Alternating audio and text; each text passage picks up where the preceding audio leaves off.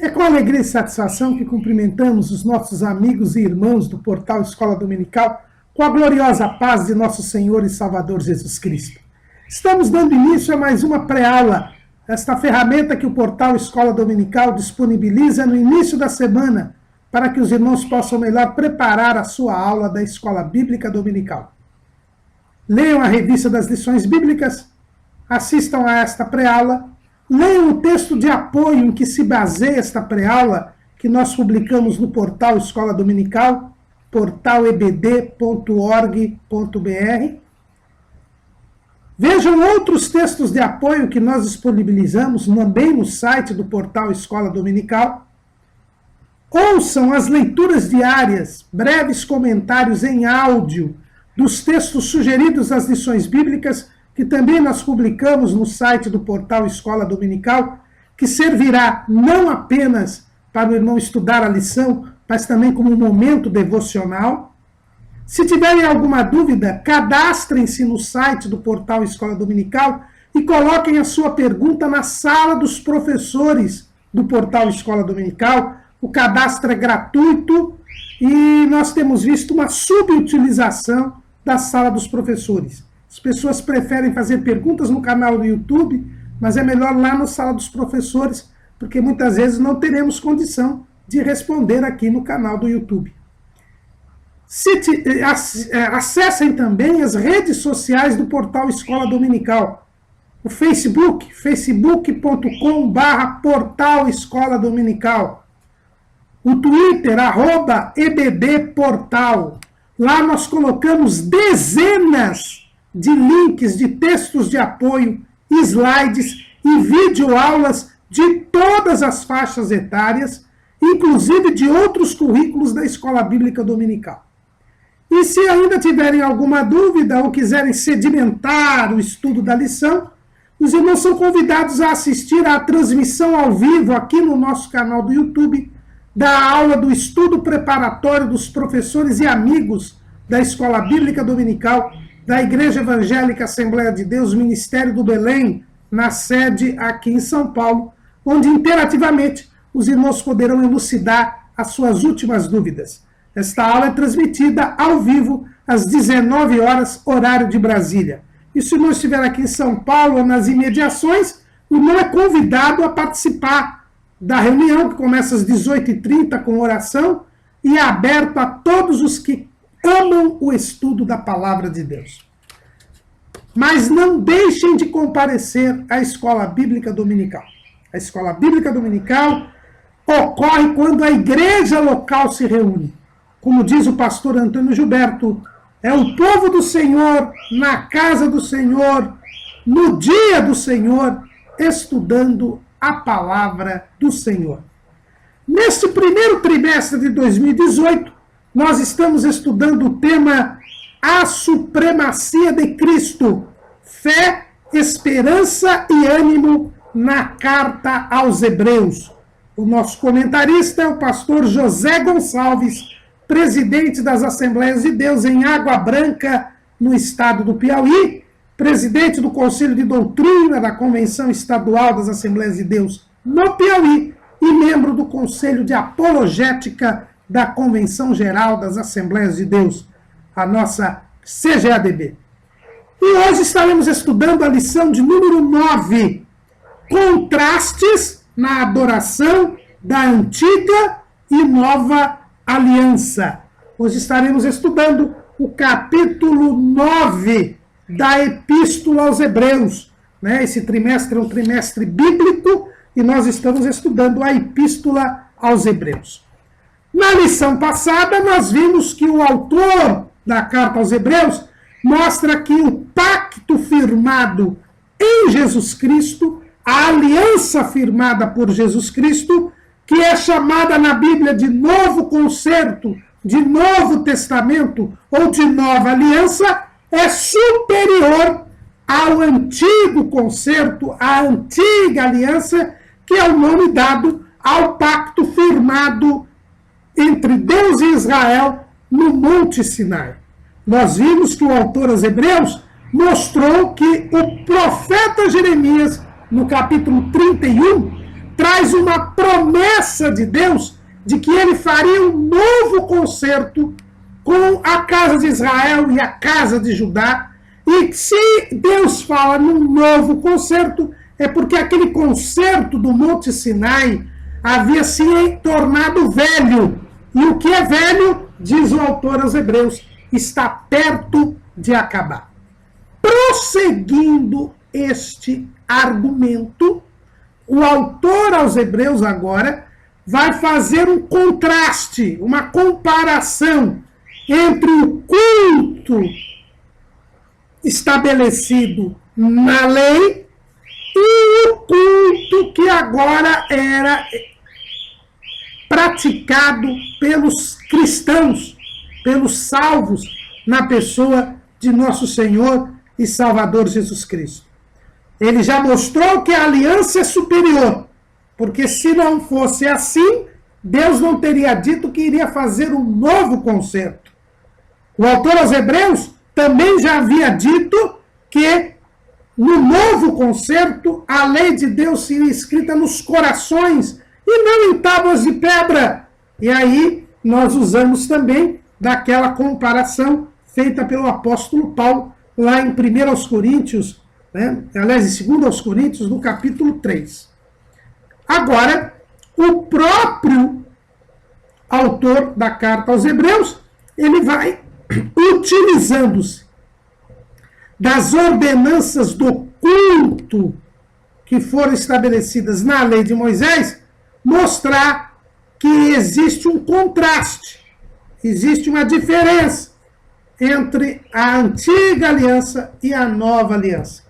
Através do culto, ele vai mostrar que a nova aliança ela é superior à antiga aliança. Então ele já mostrou na promessa que Deus deu através do profeta Jeremias que a nova aliança é superior à antiga aliança. Por isso os crentes judeus que estavam pensando em abandonar a fé em Jesus para voltar à prática do judaísmo estavam redondamente enganados. A aliança estabelecida por Cristo era superior. E agora no culto, nas próprias ordenanças do culto, conforme constava na lei, o escritor aos Hebreus vai mostrar a superioridade da nova aliança em relação à antiga aliança. Então ele permanece, agora ele apresenta um novo argumento, que é o argumento do culto, o argumento da adoração. É bom lembrarmos que Deus deve ser adorado. Deus deve ser adorado. E a adoração não é ficar com a mão para cima e olho fechado ouvindo uma música. Nem é apenas louvar a Deus. A adoração é um serviço. Tanto que em inglês, culto é service. É um serviço. Quando eu estou servindo a Deus, eu estou adorando a Deus. Adorar é reconhecer a autoridade de Deus. A palavra adorar em latim vem de ad orare. Orare é beijar com a mão, beijar, né? Então, quando a gente fala da famosa expressão beijar a mão, né? O que é beijar a mão? É se submeter, é reconhecer a autoridade. Quando nós vemos uma vez ao ano no Vaticano, os novos arcebispos que são nomeados pelo Papa devem comparecer uma vez ao ano ao Vaticano e lá eles recebem o pálio, né, que é uma peça da sua vestimenta que representa a sua dignidade de arcebispo. E eles beijam o anel do Papa. O Papa está ali no seu trono e eles vêm e beijam o anel do Papa, se prostram e beijam, reconhecendo a autoridade do Papa. Então, adorar é reconhecimento de autoridade, é submissão. E por isso nós devemos adorar a Deus, porque Ele é o Senhor de todas as coisas. O Salmo 24 diz, do Senhor é a terra e a sua plenitude, o mundo e aqueles que nele habitam.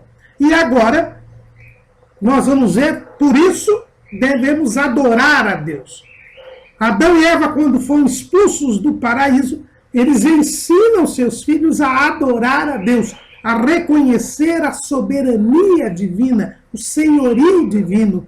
E é por isso que na lei de Moisés nós temos ordenanças a respeito do culto. O culto é a forma pela qual nós reconhecemos a adoração ao senhorio de Deus. É o modo pelo qual nós adoramos a Deus. E este culto tem que ser conforme a vontade de Deus. Nós não podemos adorar a Deus do nosso jeito, da nossa forma. Muito pelo contrário, nós temos que adorar a Deus de forma que lhe agrade. Por isso, logo no capítulo 4 do livro do Gênesis, nós vemos que a adoração de Caim é rejeitada e a adoração de Abel é aceita por Deus. Porque Deus determina como deve ser feita a adoração. E não foi diferente. Quando Deus dá a lei a Moisés, logo em seguida aos 10 mandamentos, Deus dá a seguinte orientação a Moisés. Capítulo 20 do livro do Êxodo, versículo 22. Então disse o Senhor a Moisés: assim dirás aos filhos de Israel: vós tendes visto que eu falei convosco desde os céus. Não fareis outros deuses comigo, deuses de prata ou deuses de ouro não fareis para vós. Um altar de terra me farás, e sobre ele sacrificarás os teus holocaustos e as tuas ofertas pacíficas, as tuas ovelhas e as tuas vacas. Em todo lugar onde eu fizer celebrar a memória do meu nome, virei a ti e te abençoarei. E se me fizeres um altar de pedras, não o farás de pedras lavradas. Se sobre ele levantares o teu buril, profaná-lo-ás. Não subirás também por degraus ao meu altar, para que a tua nudez não seja descoberta diante deles. Logo após estabelecer as 10 palavras, os 10 mandamentos, Deus já determina como deveria ser cultuado, como deveria ser adorado.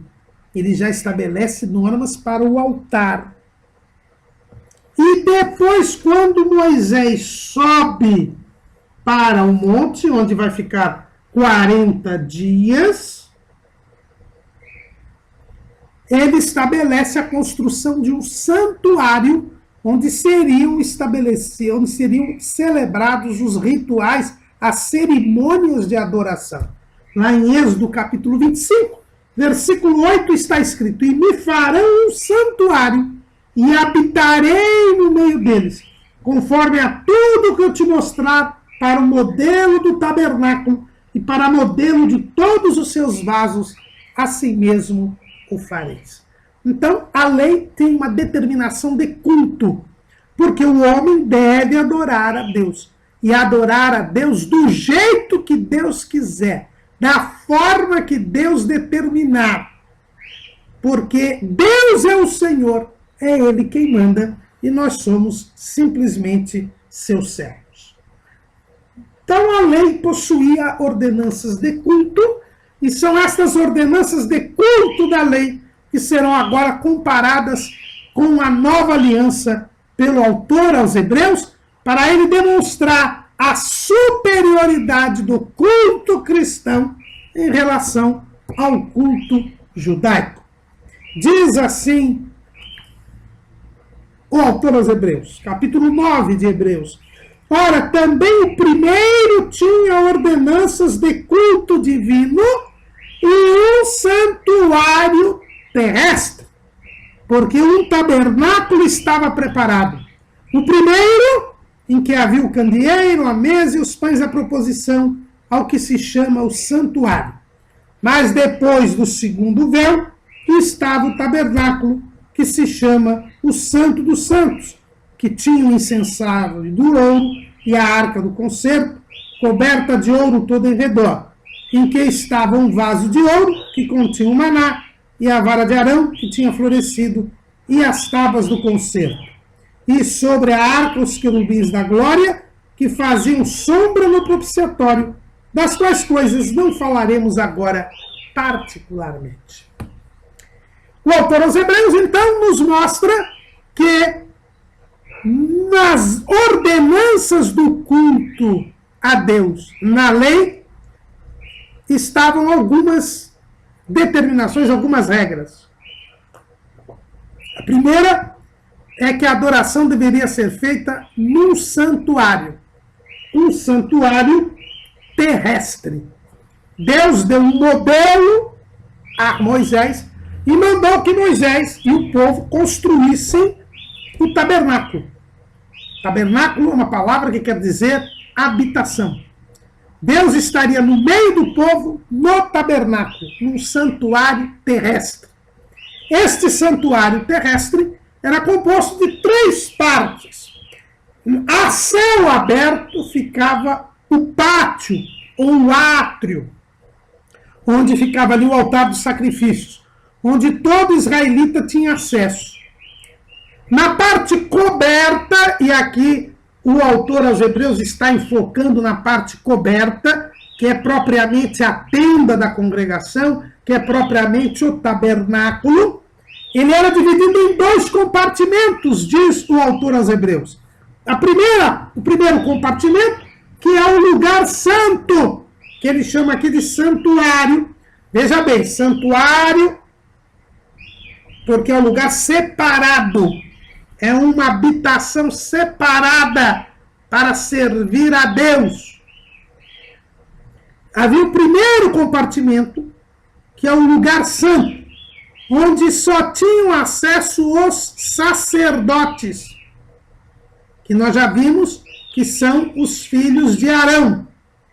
Eles entravam no sacerdócio, ali no lugar santo, e lá dentro do lugar santo, nós tínhamos algumas peças. O candelabro, que era uma peça que iluminava, porque o tabernáculo era todo fechado, não tinha janelas, naquele tempo não tinha luz elétrica, então, para que os sacerdotes pudessem oficiar ali, precisava ter iluminação. Essa iluminação era dada por esse candelabro, que tinha 7 braços, e ali era colocado o azeite, né, para que houvesse a iluminação. Esse candelabro ficava na mesa dos pães da proposição, tinha uma mesa onde eram colocados 12 pães, que eram trocados a cada sábado, representando as 12 tribos de Israel. E nós tínhamos, então, o candelabro, a mesa dos pães da proposição e os próprios pães da proposição. Este primeiro compartimento era separado do lugar santíssimo, o santo dos santos, separado por um véu, onde ficava a arca do concerto. A arca, que ela era de madeira, coberta de ouro, que tinha uma tampa de ouro, e nessa tampa havia 2 querubins, um virado para o outro, não é? E ali a tampa era chamada de propiciatório. Dentro da arca havia as tábuas da lei, um vaso de maná e a vara de Arão, que tinha florescido quando houve aquela rebelião de Datã, Abirão e Coré. Houve questionamento da autoridade de Arão, e Deus então mandou que se colocasse uma vara de amendoeira para cada tribo, e no dia seguinte, milagrosamente, a vara de Arão floresceu, como prova da escolha de que Arão havia sido escolhido para ser a família sacerdotal. E essa vara foi colocada também dentro da arca. Então, dentro da arca você tinha o vaso do maná, as tábuas da lei e a vara de Arão que tinha florescido. Existia a tampa da arca com os querubins. Lá dentro, no lugar santíssimo, separado do lugar santo por um véu. Aqui o autor aos Hebreus coloca parece colocar o altar de incenso, que era um altar de ouro, onde se oferecia incenso a Deus, dentro do lugar santíssimo. Ele cita o incensário de ouro, o altar de incenso, como se estivesse no segundo compartimento. Na verdade, este altar ficava no lugar santo. Então, existe um erro na Bíblia, irmão Caramelo? Não, não é um erro. O autor, ele até diz aqui, destas coisas eu não falarei agora particularmente. O seu interesse não era explicar as ordenanças do culto levítico. Ele está lembrando os seus leitores, que são crentes judeus, que conhecem a prática da lei, eles haviam sido praticantes da lei, então eles conheciam todos os rituais, eles conheciam as escrituras. O objetivo aqui do autor aos Hebreus é tão somente mostrar a superioridade do culto cristão com relação ao culto judaico. E como ele vai enfatizar, como nós vamos ver daqui a pouco, a questão do dia da expiação, ele vai se deter no dia da expiação. No dia da expiação, o incenso que era queimado no altar do incenso era levado para o lugar santíssimo. Ele tinha que pegar um incensário, tanto que ele fala aqui do incensário, não propriamente do altar, mas do incensário. Ele pega o incensário e entra no lugar santíssimo. Antes de entrar no lugar santíssimo, ele tem que incensar o lugar santíssimo. Então é como se o altar do incenso, ele entrasse através do incenso, ele também fizesse parte do ambiente do lugar santíssimo. Então é isso que está na mente do autor aos Hebreus. Como faz parte do ritual do dia da expiação incensar o lugar santíssimo, é por isso que ele fala do incensário de ouro, que ele é colocado lá dentro do lugar santíssimo para incensar o lugar santíssimo, porque o sumo sacerdote não pode entrar no lugar santíssimo antes de ele ser incensado. Então é nesse sentido aqui, não há nenhum erro, nenhum equívoco. O objetivo e a mente do escritor está na cerimônia do dia da expiação. Lembrando como era o lugar santo e o lugar santíssimo, e é interessante observar que o autor aos Hebreus, ele lembra as disposições da lei de Moisés, porque, na verdade, nos dias do segundo templo, não havia a arca. A arca ela desapareceu no primeiro templo. Quando o primeiro templo foi destruído, a arca desapareceu. Os irmãos veem que todos os utensílios do templo são levados de Jerusalém para a Babilônia. E de Babilônia, no final do cativeiro, são trazidos de volta.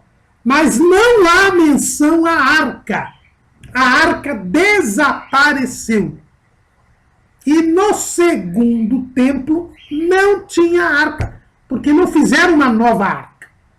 Então, na verdade, o culto judaico do segundo templo, ele já não era feito consoante as disposições da lei de Moisés, porque não tinha arca.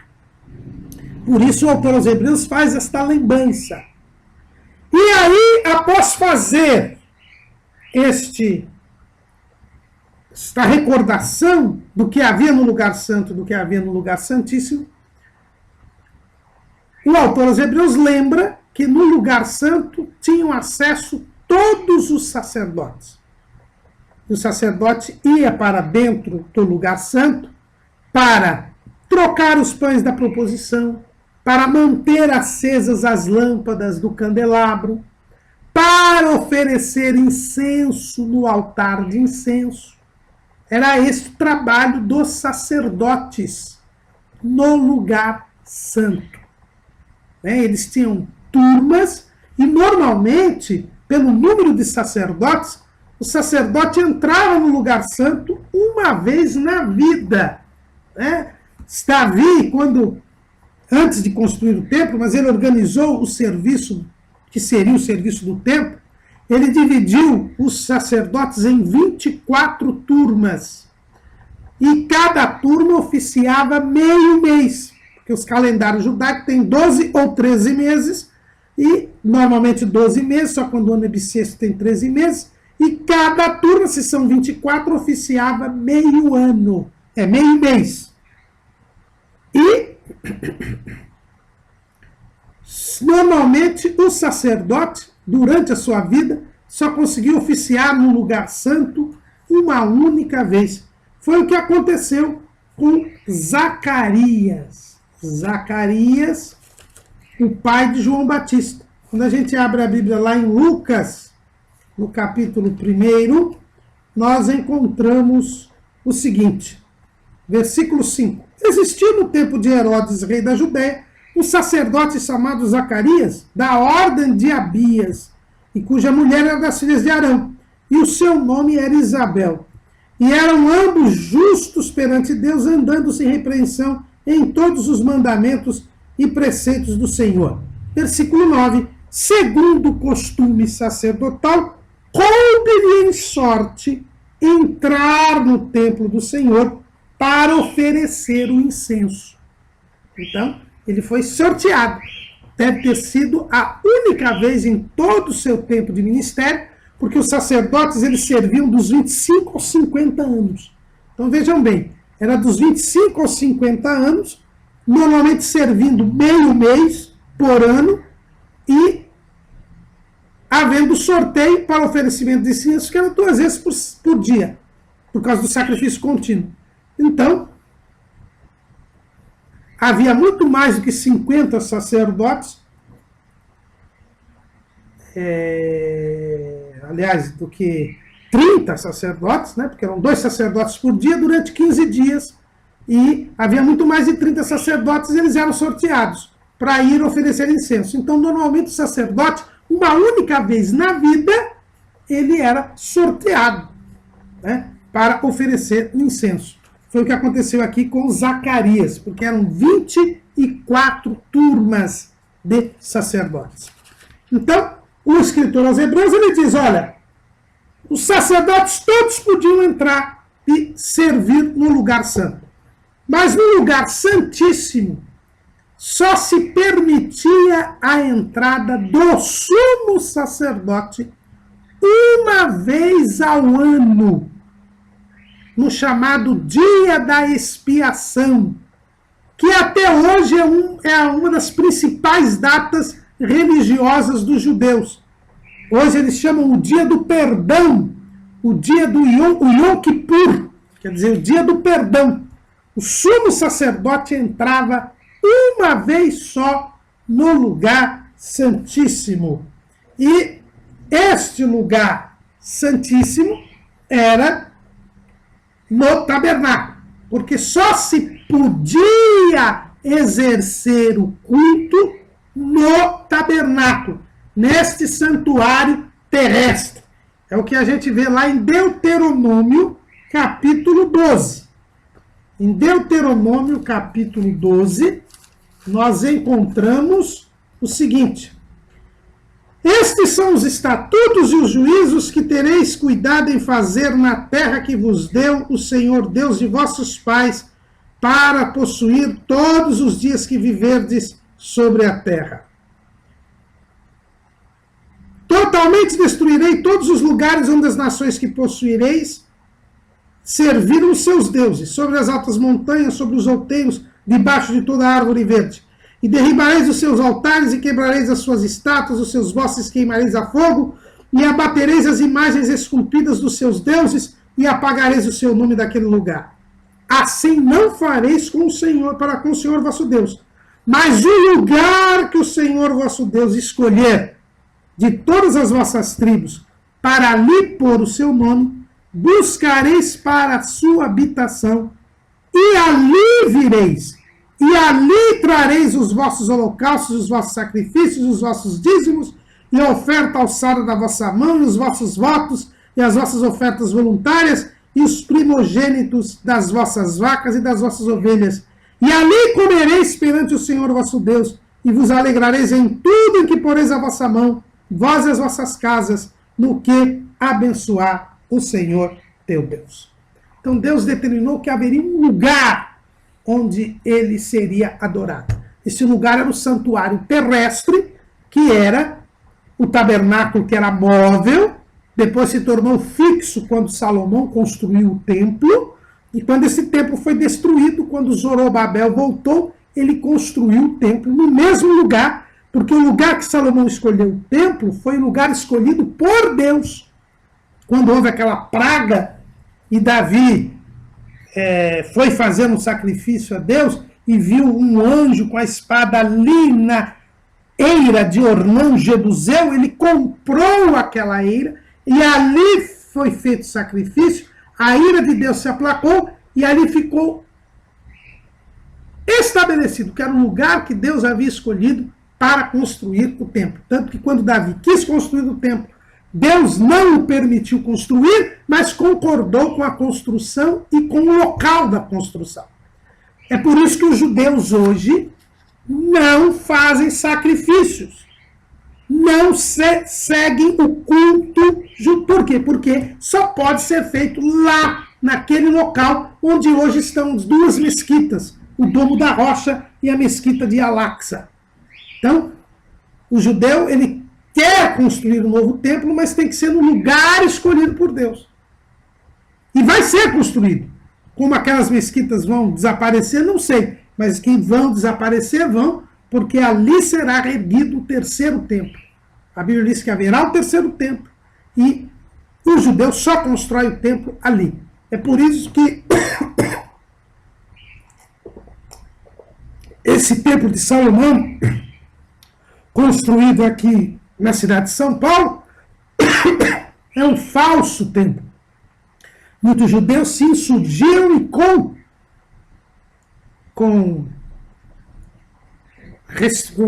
razão, porque só se pode construir um templo no lugar escolhido por Deus. Né? Israel só pode construir um novo templo lá no lugar escolhido por Deus. Então, neste templo terrestre, nós vemos que o sumo sacerdote, uma vez ao ano, ele podia entrar para fazer sacrifício em favor do povo. Era o dia da expiação, o dia do perdão. Toda esta determinação a respeito do dia da expiação, nós encontramos lá em Levítico, capítulo 23, versículo 26. No dia 10 do mês sétimo, que é o mês de Tisrei, será o dia da expiação. Tereis santa convocação e afligireis as vossas almas e oferecereis oferta queimada ao Senhor. E naquele mesmo dia nenhuma obra fareis, porque é o dia da expiação, para fazer expiação por vós perante o Senhor vosso Deus. Então, no dia 10 do mês sétimo, era o dia da expiação, era feriado e é dia de jejum, onde o povo judeu faz expiação pelos seus pecados. O sumo sacerdote, ele então entrava no lugar santíssimo para oferecer sacrifício, para levar sangue e colocar na tampa da arca. E aí então o pecado do povo, o pecado da humanidade seria coberto.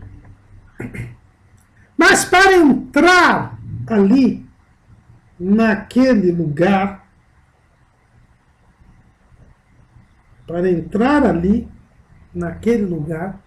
o sumo sacerdote primeiro tinha que oferecer sacrifícios pelo seu próprio pecado.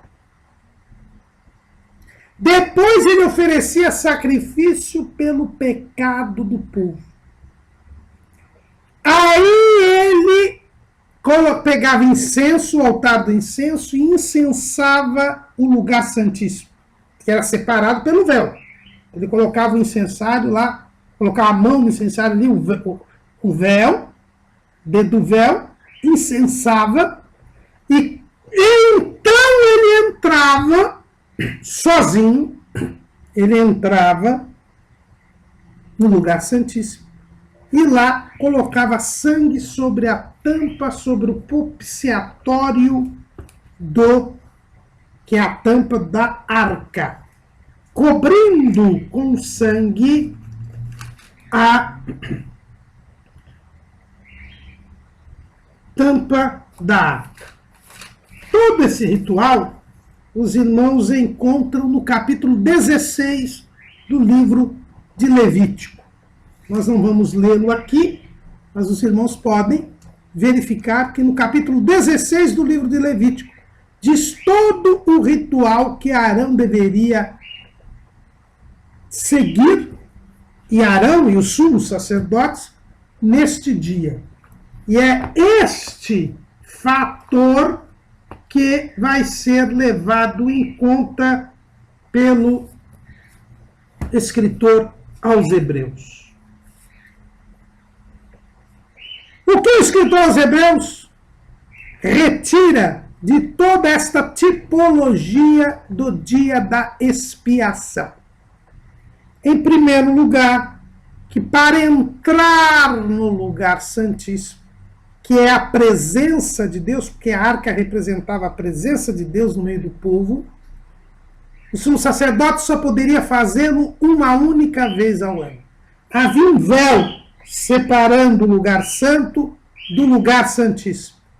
A separação do lugar santo do lugar santíssimo mostra que havia separação entre Deus e o homem.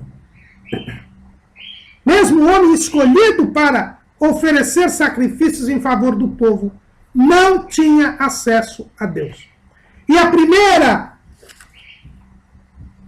conclusão do escritor aos Hebreus é esta: dando nisto a entender o Espírito Santo que ainda o caminho do santuário não estava descoberto, enquanto se conservava em pé o primeiro tabernáculo. Veja bem que o caminho a Deus não estava descoberto. Havia algo que separava Deus dos homens, que era o véu, que simbolizava o pecado. Então o culto da lei assumia que o problema do pecado ainda não tinha sido resolvido. Não havia acesso a Deus. O culto da lei apresenta a separação entre Deus e o homem. O culto da lei assume que a lei não perdoa pecados, que a lei não tira pecados. E é isso que o escritor aos Hebreus quer deixar bem claro aos crentes judeus para quem ele estava escrevendo a carta. A lei não remove o pecado. O próprio culto divino instaurado pela lei mostra claramente que o caminho não estava descoberto, que não havia como se chegar a Deus. A lei não leva a comunhão com Deus. A lei não abre caminho para Deus. Mais à frente, no capítulo 10, o escritor vai dizer que só Jesus é quem abre este caminho. Olha o que está escrito lá em Hebreus, capítulo 10, versículo 19 e 20. Tendo, pois, irmãos, ousadia para entrar no santuário, e o santuário aqui é o Santo dos Santos, pelo sangue de Jesus, pelo novo e vivo caminho que ele nos consagrou pelo véu, isto é, pela sua carne. É por isso que Jesus diz: eu sou o caminho, a verdade e a vida. Ninguém vem ao Pai senão por mim. João 14:6. A lei não descobriu o caminho. A lei não conseguia superar o problema do pecado. Esse é o primeiro ponto que o autor aos Hebreus mostra. O culto da lei demonstra que o caminho não estava descoberto. Se eu quiser ter acesso a Deus, eu não posso ir pela lei.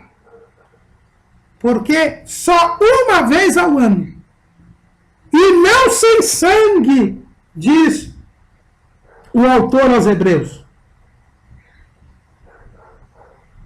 é que o sumo sacerdote podia entrar lá. Mas para entrar lá, primeiro ele tinha que oferecer sacrifício pelos seus próprios pecados. Porque ele era pecador. Ele também estava separado de Deus. E quando ele oferecia um sacrifício pelos seus pecados, os seus pecados eram cobertos. Imediatamente, sem que fizesse coisa alguma, ele tinha que oferecer sacrifícios em favor do povo.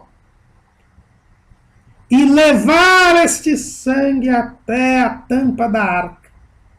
Antes deveria incensar o lugar santíssimo. Porque ele não poderia ter visão completa de Deus, nem da arca que representava a presença de Deus. Ele não poderia contemplar a Deus. Por quê? Porque só somos iluminados pelo Evangelho de Cristo.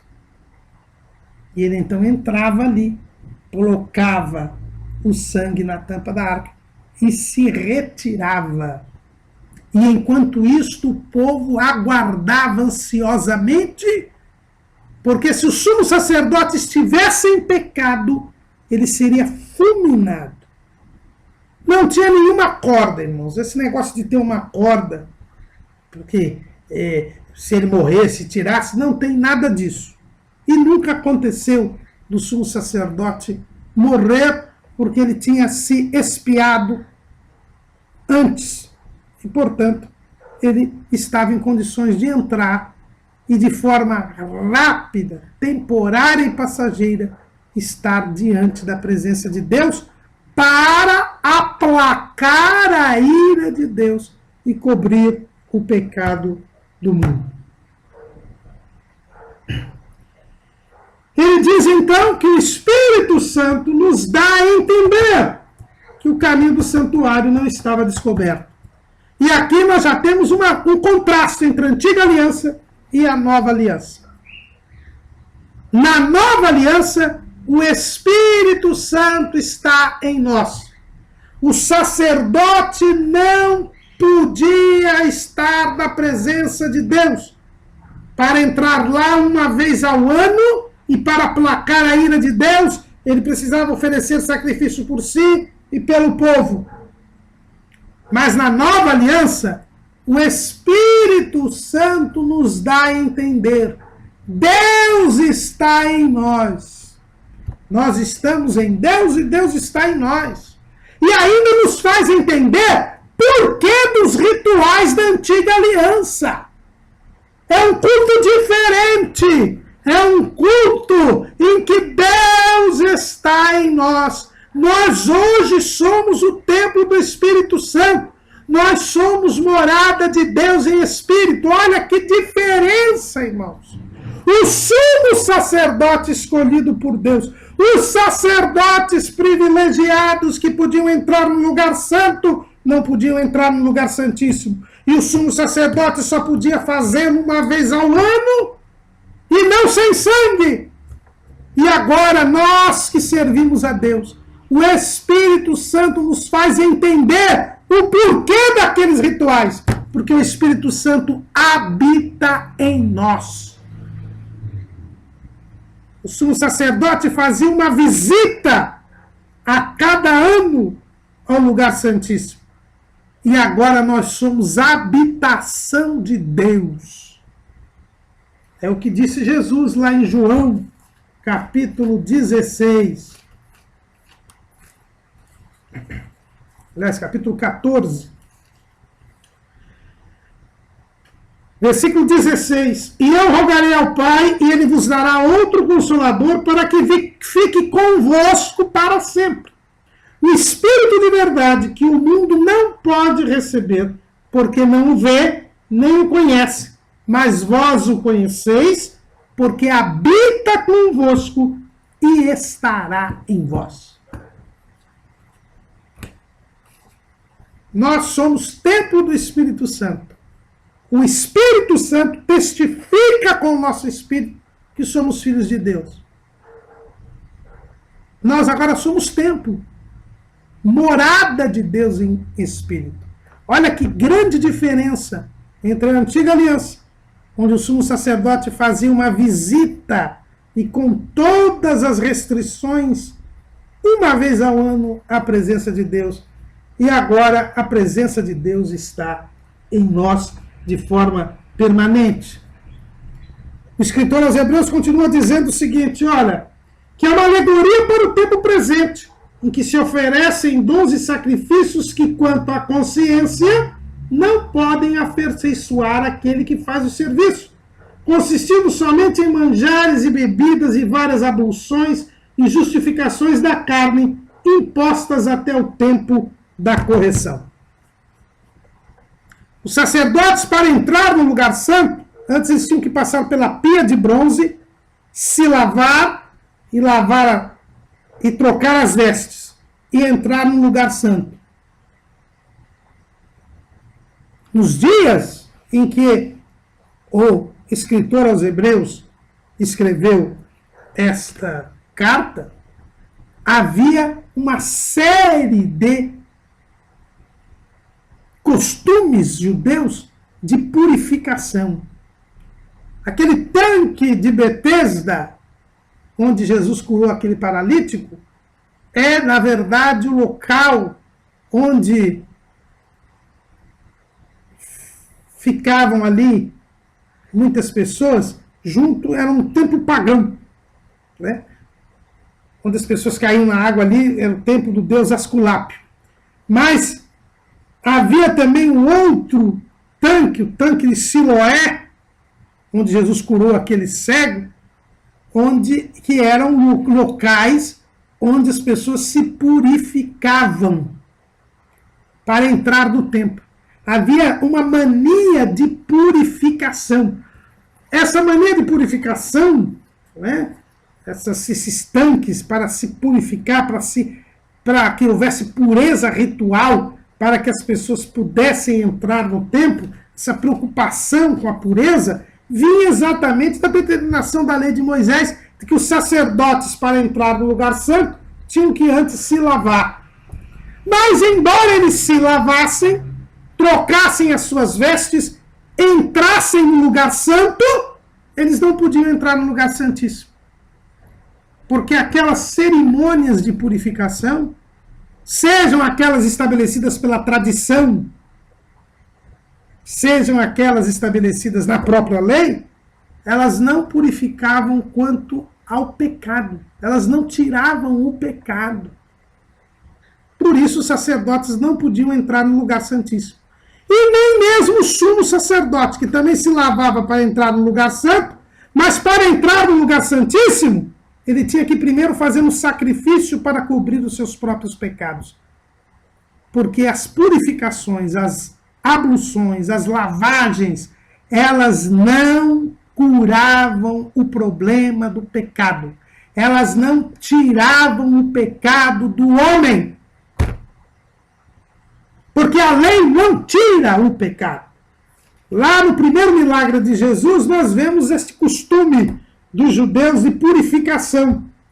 Não é? Lá no capítulo 2, versículo 6 de João, estava ali escrito: e estavam ali postas 6 talhas de pedra para as purificações dos judeus, e em cada uma cabiam 2 ou 3 almudes.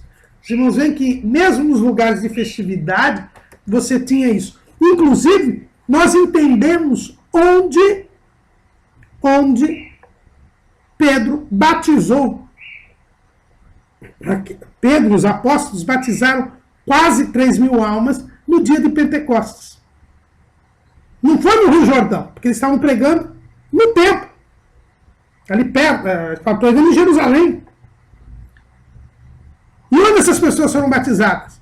Essas pessoas foram batizadas nos tanques ali do templo de Jerusalém, o tanque de Siloé ali eles foram batizados.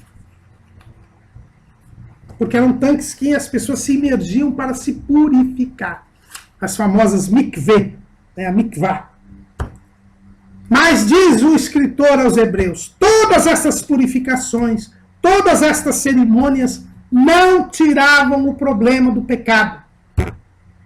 Elas não aperfeiçoavam os sacerdotes, nem mesmo o sumo sacerdote. Mas com Jesus é diferente. Diz o escritor aos Hebreus, mas vindo Cristo, o sumo sacerdote dos bens futuros, por um maior e mais perfeito tabernáculo, não feito por mãos, isto é, não desta criação, nem por sangue de bodes e bezerros, mas por seu próprio sangue, entrou uma vez no santuário, havendo feito uma eterna redenção. Aí vem a grande diferença, que é o tempo da correção. Esse tempo da correção é o tempo da mudança, do pacto. Jesus, ele é superior. Inclusive, esse tempo da correção, a palavra grega aí, é diortoses, que quer dizer reforma, retificação, fortalecimento por completo. Havia uma fraqueza na antiga aliança, porque nem os sacerdotes, nem os sumos sacerdotes podiam superar o problema do pecado. Mas quando vem Jesus, primeiro, Jesus é chamado de o sumo sacerdote dos bens futuros. Ele era o sacerdote prometido. Aquele novo concerto prometido. Aquele restabelecimento da comunhão entre Deus e o homem prometido desde o Jardim do Éden. É Jesus o sumo sacerdote dos bens futuros. Ele é o cumprimento das promessas. A lei foi apenas um remédio, tendo em vista a incapacidade de Israel de receber as promessas. Mas agora, Jesus vem cumprir. Ele é o sumo sacerdote dos bens futuros. Lá em Hebreus capítulo 10, diz que a lei era a sombra dos bens futuros e não a imagem exata das coisas. Por isso Jesus diz, eu vim cumprir a lei. Ele veio realizar aquilo que era apenas figurado, aquilo que era apenas tipificado. Jesus é a realização, o cumprimento da promessa da salvação. Então Jesus é superior. O culto que Jesus apresentou, o sacrifício que Jesus apresentou, ele é superior porque ele é o cumprimento daquilo que era anunciado. É a concretização daquilo que havia sido prometido. Segundo, Jesus oficiou no santuário celestial, não no santuário terrestre. O tabernáculo, os dois templos estavam na terra, modelo e cópia de algo do céu, mas Cristo oficiou no céu. Ao morrer na terra, derramando o seu próprio sangue, e não sangue de animais, Jesus não cobre o pecado. O sangue de Jesus, diz João, lá em 1 de João, capítulo 1, versículo 7. Mas se andarmos na luz, como ele na luz está, temos comunhão uns com os outros. E o sangue de Jesus Cristo, seu Filho, nos purifica de todo pecado. O sangue de Jesus, ele não cobre o pecado, ele tira o pecado. Foi por isso que quando ele morre na cruz e derrama todo o seu sangue, o véu do templo se rasga de alto a baixo. Não havia mais aquela separação. O véu foi rasgado. O Cordeiro de Deus tirou o pecado do mundo. E agora eu e você podemos ter uma boa consciência. Antes, não podíamos ter uma boa consciência, porque os sacerdotes não tinham uma boa consciência. O sumo sacerdote, para entrar no lugar santíssimo, tinha que primeiro oferecer sacrifício pelos seus próprios pecados. Porque os sacrifícios não tiravam o pecado, apenas cobriam o pecado. É o que está lá no Salmo 32. Bem-aventurado aquele cuja transgressão é perdoada e cujo pecado é coberto. Quando Davi escreveu este salmo, os pecados apenas eram cobertos. Mas quando João Batista olhou para Jesus, disse: eis o Cordeiro de Deus que tira o pecado do mundo. O dia da expiação é o dia da cobertura. Yom Kippur. Cobertura em hebraico. Mas Jesus não. Diz o escritor aos Hebreus que ele uma vez entrou no Santo dos Santos do céu com o seu sangue e efetuou uma eterna redenção. Ele compra o homem, a salvação do homem. Ele paga o preço dos nossos pecados. É o que diz o apóstolo Pedro quando ele fala lá em 1 de Pedro 1,18, sabendo que não foi com coisas corruptíveis como prata ou ouro que fosses resgatados da vossa vã maneira de viver, que por tradição recebestes dos vossos pais, mas com o precioso sangue de Cristo, como de um cordeiro imaculado e incontaminado. E o próprio Pedro, ele diz no capítulo 3, versículo 16, tendo uma boa consciência, para que naquilo em que falam mal de vós, como de malfeitores, fiquem confundidos os que blasfemam do vosso bom porte em Cristo. O salvo agora tem uma boa consciência. Ele foi aperfeiçoado, ele foi purificado, ele foi santificado, porque o sangue de Jesus, ele nos purifica de todo o pecado. O santuário da lei terrestre, o santuário que Jesus oficiou é o celeste. E ele entrou no Santo dos Santos. Esse santuário aqui é o Santo dos Santos. Não tem razão os adventistas do sétimo dia querendo dizer que Jesus entrou no lugar santo depois que morreu e em 1844 foi que entrou no lugar santíssimo. Não. Assim que Jesus morreu, o véu do templo, que é o véu que separa o lugar santo do santíssimo, se rasgou de alto a baixo. E o santuário terrestre é figura do celeste. E aqui o escritor aos Hebreus nos diz que ele entrou no lugar santíssimo. E lá, no lugar santíssimo, ele nos efetuou, desde aquele instante, uma eterna redenção. E o escritor aos Hebreus diz: o sangue de Cristo, que pelo Espírito Eterno se ofereceu a si mesmo imaculado a Deus, purificará as vossas consciências das obras mortas para servirdes ao Deus vivo. Jesus aqui, ele tira o pecado e nos coloca na presença de Deus, nos dá uma boa consciência e nós agora podemos servir ao Deus vivo com acesso direto. O culto cristão é um acesso direto a Deus. Nós temos por Cristo acesso direto a Deus. Desfrutamos da comunhão com Deus, participamos da natureza divina. E por isso, a nova aliança é superior à anterior.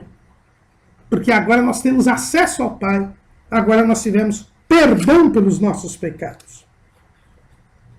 Jesus é superior, o sacerdócio de Cristo é superior e estabelece um culto superior, porque ele é o sumo sacerdote dos bens futuros, porque ele atuou no santuário celestial, porque ele apresentou o seu próprio sangue e não sangue de animais e tirou o pecado do mundo, purificou o pecado do mundo, e porque ele era imaculado, sem pecado, e poderia oferecer com melhores condições o que os sumos sacerdotes não poderiam fazer. Depois do argumento do culto, agora o escritor aos Hebreus vai usar o argumento do testamento. Ele diz que Jesus foi mediador de um novo testamento. E então ele vai falar da figura do testamento. O que é o testamento? Testamento é uma declaração de última vontade em que alguém estabelece qual vai ser o destino do seu patrimônio depois da sua morte. Então, se eu quero fazer um testamento, eu quero deixar meus bens para fulano, ciclano e beltrano. Então eu deixo uma declaração dizendo que quando eu morrer, os meus bens devem ser entregues para o Joaquim, para a Marieta, para Afonsina e assim por diante. É uma declaração de última vontade. Agora, o testamento, irmãos, ele só tem efeito quando a pessoa morre. Se eu faço um testamento hoje, mas enquanto eu não morrer, esse testamento não tem efeito nenhum. O testamento só adquire efeito, eficácia, quando há a morte.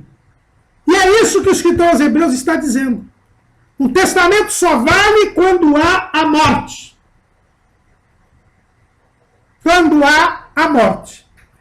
Quando a lei foi instituída, o Antigo Testamento, para que a lei entrasse em vigor, quando a lei foi promulgada, ela passou a valer, nós lemos lá em Êxodo capítulo 24.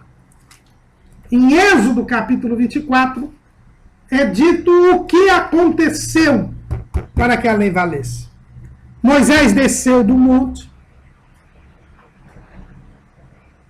com a lei escrita, ainda não eram as tábuas da lei, que só foram dadas quando ele subiu novamente ao monte, ficou 40 dias, mas ele tinha ido à nuvem escura falar com Deus, porque o povo fugiu do Monte Sinai, e quando ele volta, ele traz um rascunho da lei. Aquelas leis civis, principalmente, aquelas leis que Deus determina nos capítulos 21, 22 e 23 do livro de Êxodo. E então ele chama o povo, convoca mancebos dos filhos de Israel, coloca 12 monumentos, coloca altares, e os mancebos de todas as tribos oferecem sacrifícios a Deus. Aí Moisés pega metade do sangue dos animais que foram mortos.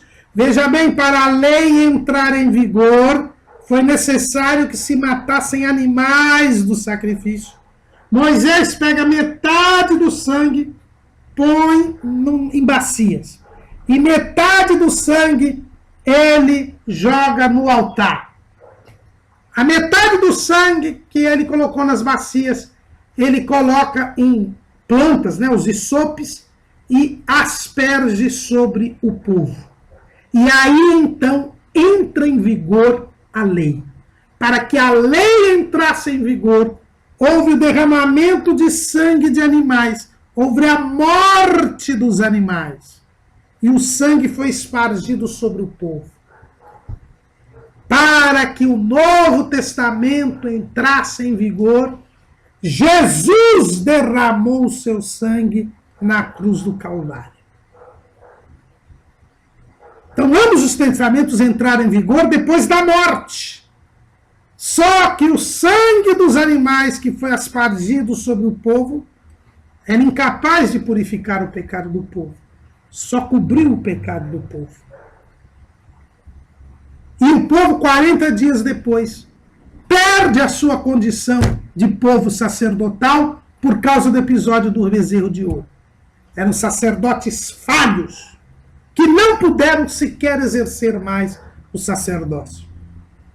Jesus, o sacerdote inocente, santo, imaculado, ele derrama o seu próprio sangue. O véu do templo é rasgado de alto a baixo. Ele tira o pecado do mundo. E agora estabelece o Novo Testamento. O Novo Testamento, ele é estabelecido no céu, por um sangue poderoso, que tira o pecado do mundo. Sem derramamento de sangue não há remissão, diz o escritor aos Hebreus. Mas o sangue que foi derramado para a lei entrar em vigor foi sangue de animais, que não aperfeiçoou sequer os sacerdotes que ofereceram aqueles animais, e que 40 dias depois foram impedidos de exercer o sacerdócio, que passou para a tribo de Levi, como nós já estudamos em lição anterior. Mas Cristo não só ofereceu o seu sangue, eficaz, sem ter pecado, no céu, como ressuscitou, como prova de que seu sacrifício foi aceito. E agora ele vive e vive para sempre, sendo sumo sacerdote eternamente, segundo a ordem de Melquisedeque. E fez um único sacrifício, porque ele tirou o pecado do mundo. Enquanto que na lei, todos os dias, se fazia um sacrifício pela manhã, às 9 da manhã, e outro sacrifício à tarde, às 3 da tarde. O sacrifício contínuo, o sacrifício diário pelos pecados do povo. Fora o pecado que cada um tinha que expiar por sacrifícios, e fora o dia da expiação, em que o sumo sacerdote, primeiro oferecendo sacrifício por si, depois oferecendo sacrifício pelo povo, entrava para aplacar a ira de Deus, colocava sangue na tampa da arca. Sacrifícios contínuos, porque não tiravam o pecado, apenas cobriam o pecado. Mas Jesus não. Uma vez só, aniquilou o pecado pelo sacrifício de si mesmo. É o que está escrito lá em Hebreus, capítulo 9, versículo 26. E assim como aos homens está ordenado morrerem uma vez, vindo depois disso o juízo, assim também Cristo ofereceu-se uma vez só para tirar os pecados de muito. E ele vai aparecer segunda vez sem pecado para os que o esperam para a salvação. Mostrando o culto divino da lei. O escritor aos Hebreus, ele mostra que o culto judaico é muito inferior ao culto cristão. Porque nós temos pleno acesso a Deus. Jesus, uma vez só, assim como os homens morrem uma vez só, Jesus uma vez só morreu para nos dar acesso a Deus. E agora nós podemos penetrar no santuário celeste, sem pecado e com boa consciência. Este é o panorama da adoração, tirado da própria lei de Moisés, que mostra que nós somos, o culto cristão é bem superior ao culto judaico. E os privilégios, as dádivas e as responsabilidades que advêm desta nova condição que nós temos de pleno acesso a Deus, é que o escritor aos Hebreus vai falar dali para frente, no capítulo 10, o que veremos na próxima lição. Amém?